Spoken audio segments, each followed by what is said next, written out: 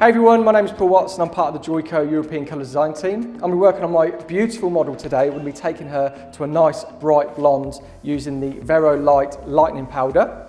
We're also going to be toning with the Vero K-Pak colour. We're going to be putting in a little root melt with the new BA collection and dropping in a little bit of N for a little bit of base. So make sure you stick around for that. Hi, my name's Marcus Giamattei and I'm part of the Joico European Design team. Today, after the model comes back from Paul's lovely colour, I'm going to be working a very salon-friendly look.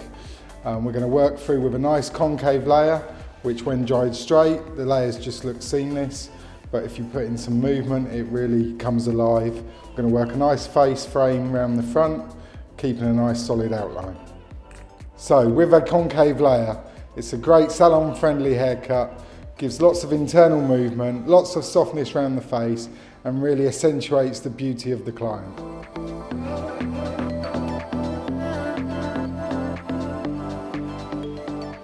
So we're now going to jump into the consultation process and we're going to check the natural level of Olga's hair.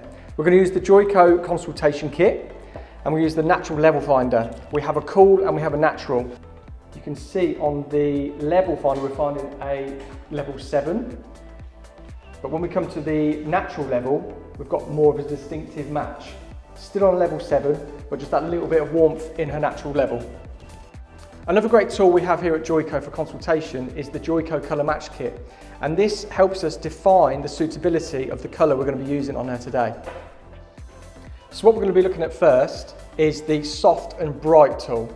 And as you can see, on the bright side, it suits Olga perfectly. Moving on to the next one, we've got cool and we've got warm. And the result we're going for today is a nice bright blonde and we're looking at the cool side. And as you can see, this suits Olga perfectly. And the final we're looking at is the dark and the light.